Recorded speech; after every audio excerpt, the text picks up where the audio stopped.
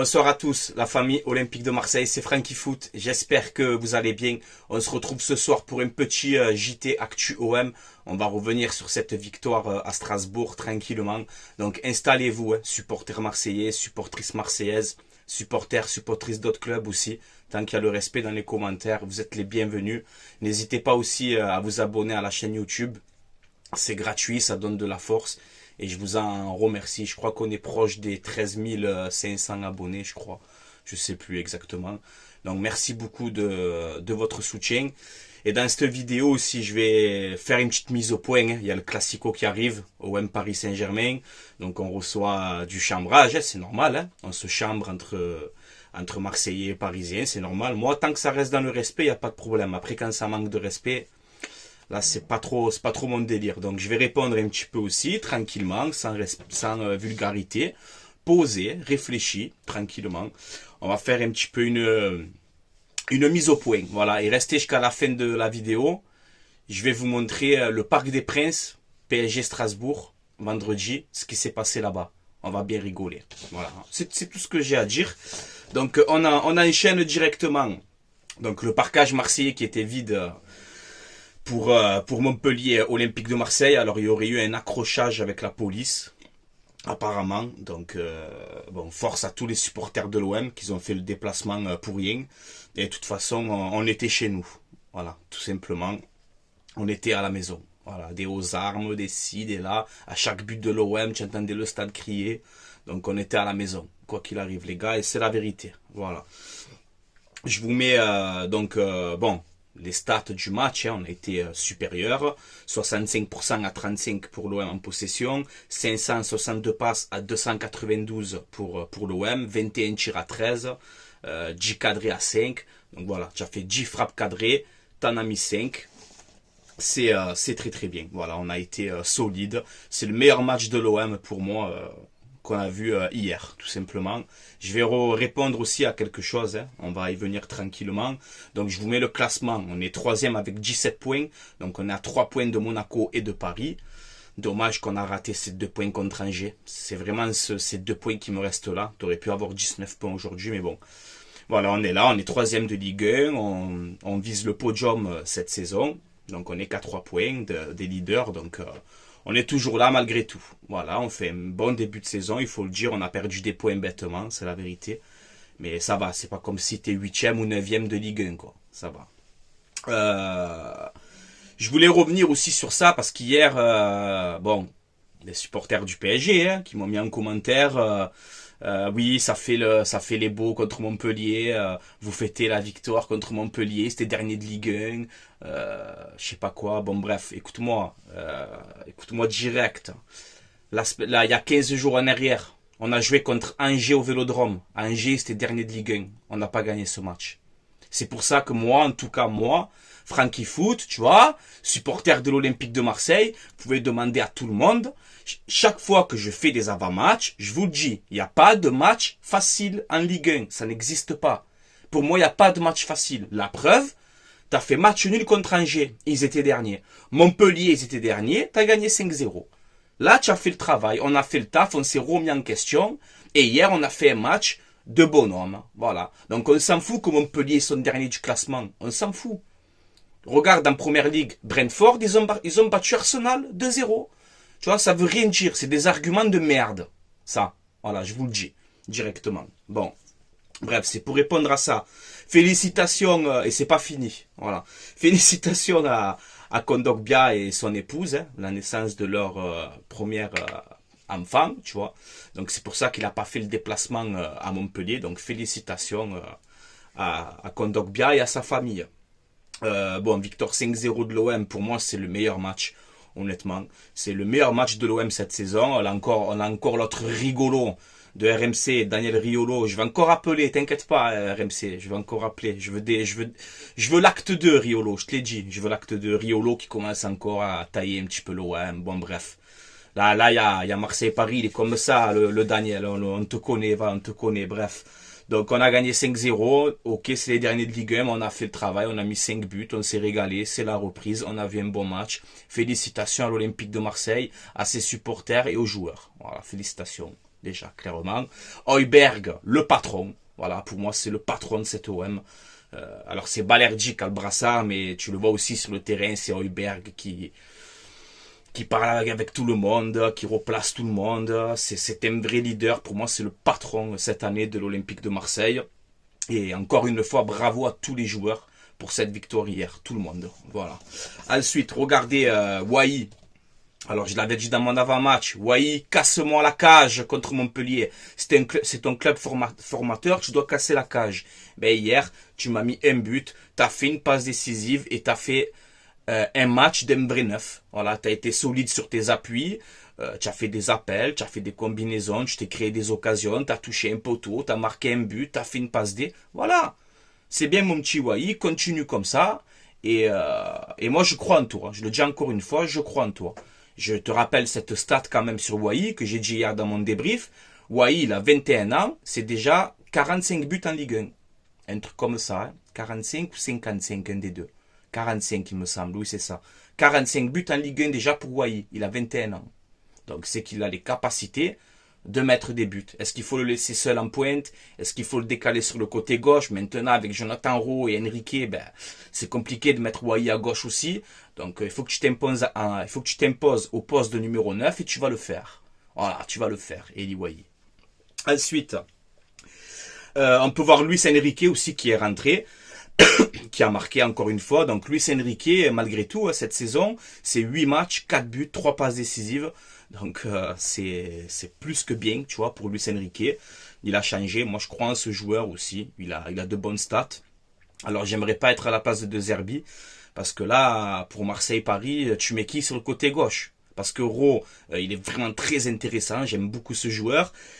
Enrique qui rentre, qui marque aussi. Donc, bon, à De Zerbi de faire son choix, mais c'est l'OM, c'est la concurrence. On a Luis Enrique et Rowe sur le côté gauche, ben c'est bien.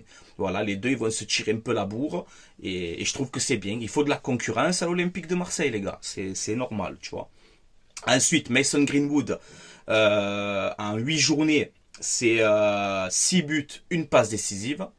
Donc Greenwood fait un excellent début de saison aussi, ça y a rien à dire. Je vous mets le classement des meilleurs buteurs de Ligue 1. Premier donc Barcola avec 7 buts, deuxième Greenwood 6 buts et troisième Nakamura 5 buts.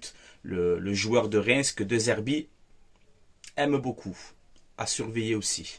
Ensuite, bon, lourde défaite du coup pour Montpellier. Jamais Montpellier n'avait perdu, avait eu une défaite comme ça à domicile. C'est une première dans leur histoire. C'est l'OM qui l'a fait. Donc Michel Derzakarian qui est viré. Voilà, c'est officiel. Là, on parle de tonton Jean-Louis Gasset, tu vois, qui pourrait aller à Montpellier pour remplacer Michel Derzakarian. Et on a aussi Igor Tudor. Rennes le piste en ce moment aussi. Donc on peut avoir le retour de Gasset et de Tudor en Ligue 1. Ça serait quand même bien pour la Ligue 1, justement. Tout simplement. Ensuite, on a quelques déclarations de Roberto De Zerbi qui nous dit ben voilà, je suis triste que les supporters n'ont pas pu rentrer ce soir. Donc il aurait aimé que les supporters assistent à cette victoire, c'est normal. Mais t'inquiète pas, De Zerbi, on était chez nous et encore une fois, force à tous les supporters de l'OM qui sont montés là-bas et qui n'ont pas pu rentrer dans le parcage. Grosse force à vous, les gars. Force et honneur à vous. Voilà, moi je vous le dis direct. Force à la team OM et à tous les supporters de l'OM du monde entier. Voilà, ça c'est clair et net. Alors Roberto De Zerbi, donc, il parle du match contre le Paris Saint-Germain et il vise les 3 points. Voilà, Roberto De Zerbi, vise les 3 points contre le Paris Saint-Germain. Donc ça c'est bien. Ça veut dire encore une fois que t'as un coach qui est ambitieux. Roberto De Zerbi, il est venu à l'OM pour ça aussi, justement, pour vivre ces matchs-là, cette ambiance-là. Donc lui, il vise les 3 points contre le Paris Saint-Germain. Et ça fait plaisir. Roberto De Zerbi, il va jouer ce match pour le gagner. Voilà, c'est le PSG, ils sont trop forts, tu comprends, et on vise le nul, c'est bien. Non, Roberto De Zerbi, il veut gagner ce match. Donc ça, c'est plus que bien. Il a compris où il était, De Zerbi. Voilà. Et ça fait plaisir. Ensuite, bon, ben, il est content du match d'hier. Hein. Il est très content de ce match-là. Par contre, il te dit aussi que bon, il visait les 3 points à Montpellier, bon, logique, ça c'est rien de surprenant, mais surtout c'est avant de jouer contre Paris, ben, il visait ces 3 points à Montpellier. pour mettre en confiance justement les joueurs, etc.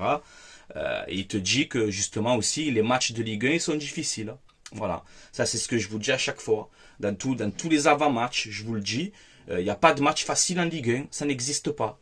Voilà, tu sais pas, ouais, on joue Montpellier, on va gagner tranquille. On joue contre Angers, on va gagner tranquille. Non, c'est pas comme ça. C'est pas comme ça que ça marche. C'est un monde de professionnels. Tu le sais, surtout contre l'OM, quand c'est Montpellier, Angers, ce que tu veux, ça joue leur vie contre l'OM. Donc pour nous, tous les matchs de Ligue 1 sont difficiles. C'est clair et net. Et De Zerbi, il a compris ça aussi. C'est pour ça qu'il a changé sa tactique. Il est passé en 4-3-3. On a vu un football offensif. On a vu des attaques placées, des attaques rapides. On n'a pas tourné autour du bloc de Montpellier pendant 100 ans, comme on a fait contre Angers. Donc non, voilà. Je pense que De Zerbi aussi, il apprend le championnat et il est en train de comprendre que quand tu vas jouer des petites équipes, ça va mettre le but. Il faut faire des attaques rapides et cruciales, quoi. Tu vois. Donc voilà. Ensuite, les gars, regardez cette stat, elle est incroyable. On peut voir que l'OM est la 3e meilleure attaque d'Europe à l'extérieur. Ça, c'est l'effet Roberto De Zerbi. Et bon, les joueurs aussi qui sont sur le terrain, qui sont performants, ça marque beaucoup de buts. Mais regardez Barcelone, à l'extérieur cette saison, c'est 18 buts marqués. Le Bayern, c'est 17 buts marqués. Et l'OM, ils sont 3e avec 16 buts marqués à l'extérieur. Donc voilà, 3e meilleure attaque d'Europe à l'extérieur. Il faut le souligner, il faut le féliciter, les gars. C'est normal. Alors ensuite, on va terminer ce petit JT. Fallait que j'en parle de ça. Hein. Donc OM PSG, le 27 octobre, c'est le Classico. Déjà, on veut des guerriers sur le terrain. Ça, c'est clair et net. Donc, va falloir vous surpasser, les gars. Hein. Vous portez les couleurs d'Olympique de Marseille. On aura un stade plein.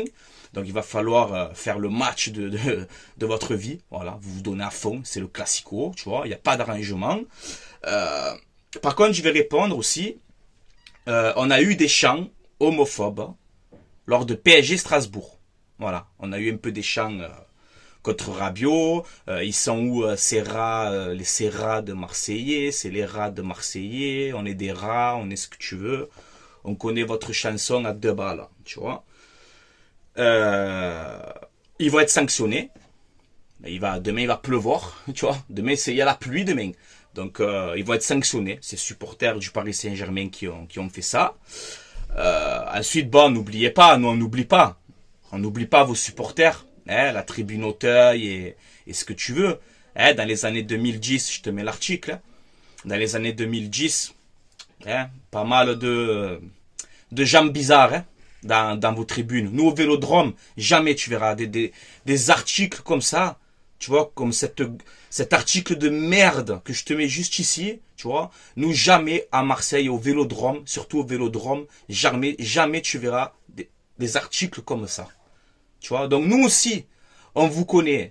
Vous inquiétez pas, on vous connaît. Tu vois, je mets pas tous les supporters dans le même sac, hein. Tu vois, je suis pas comme ça, moi. Mais on vous connaît.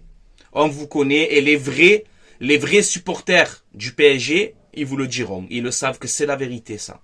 Des choses comme ça. Donc, ne parlez pas avec nous. Hein. Ne venez pas nous dire, vous fêtez une victoire contre Montpellier et on gagne le match. Tu veux qu'on fait quoi? Tu crois qu'on va pas être content de la victoire? Tu veux quoi? Tu veux qu'on pleure? Hein. C'est ça? Tu as envie qu'on pleure? C'est ça? Donc, c'est la rivalité, les gars. C'est normal. Hein. C'est la rivalité. Il n'y a pas de problème. Mais on vous connaît. Voilà, on vous connaît, ne vous inquiétez pas, les gars. Là, je sais pas si vous avez vu aussi, lors de PSG Strasbourg, je vais vous le mettre à la fin de la vidéo. Je t'ai fait un montage, frérot, écoute-moi.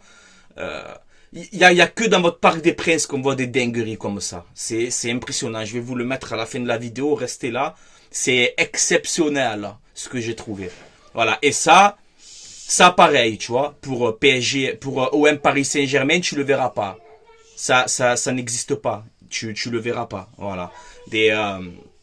Comment ça s'appelle, des trucs comme ça bizarres dans le stade et tout, tu as vu. Oh, le mec, il est au stade, je sais pas combien la place PSG Strasbourg, il est là, il se fait le barbier, il se fait le coiffeur. Vous l'avez vu cette image, les gars? Je vais vous la mettre à la fin de la vidéo. Vous allez rester choqués. Et vous voulez nous apprendre des leçons, comment supporter un club, comment faire des chants, comment ou faire des chants homophobes contre nous, ou je sais pas quoi. Mais franchement, allez vous cacher. Moi, je vous le dis. C'est tous les gens qui font ça là, allez vous cacher. On n'est pas pareil.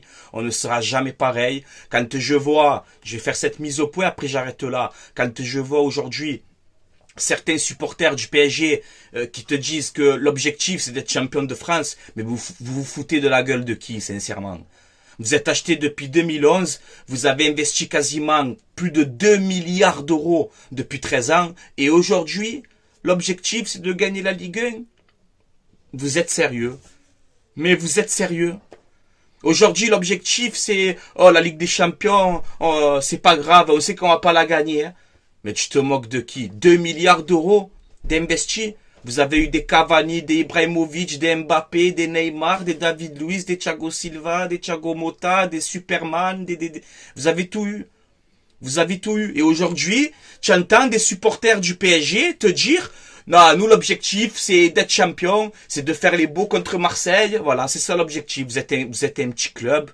Vous êtes un petit club et point final. C'est tout. Regarde, moi j'insulte pas.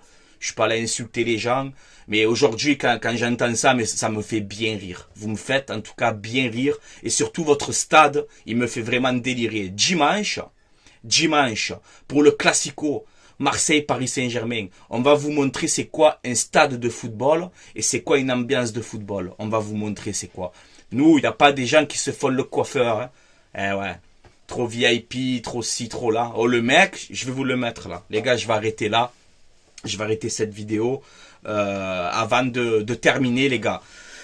Je fais une pub pour mon partenaire, le site maillogo.co. C'est un site où vous avez des maillots de foot, saison 2024-2025. Vous avez des survêtements, des tenues d'entraînement. Vous avez quasiment tous les clubs. Livraison à peu près entre 15 et 20 jours. Ce ne sont pas des vrais, ce sont des répliques. Mais la qualité, elle est là. Elle est exceptionnelle. Si vous commandez, vous mettez le code promo Francky. F-R-A-N-C-K-I. Et vous aurez moins 15% de réduction sur votre commande. Voilà, c'est un site fiable, il n'y a pas de souci. Tout est indiqué dans la description de cette vidéo. Je vous laisse avec ce petit montage que j'ai préparé pour vous, amis marseillais, tu vois, supporters marseillais et supportrices marseillaises. Regardez Paris Saint-Germain Strasbourg ce week-end, là, vendredi quand ils ont joué. Regardez ce qui se passe dans leur stade lors d'un match de football. Voilà. Et après, ça vient parler avec nous. Dimanche, vous allez voir c'est quoi un stade de foot. Alors occupez-vous de votre stade, de vos supporters, de vos milliards. Allez viser votre Ligue 1 avec tous vos milliards d'investis. Et après vous venez parler avec nous les gars. Nous en tout cas, que tu le veuilles ou non, elle est là. Tout simplement les gars. Allez, je vous laisse. Allez, bon barbier, hein, bon coiffeur. Hein. Trop bien. Ah, vous êtes trop beau. Ah, c'est un stade de foot. Hein. Oh, magnifique. Hein. Tiens, je te laisse, regarde. Mon Dieu. Jamais tu verras ça au Vel. Jamais. Vous me faites bien rigoler, va. Allez, ciao, ciao, va. Allez, à bientôt. Allez, l'OM. À la vie, à la mort. Allez, va te couper les cheveux.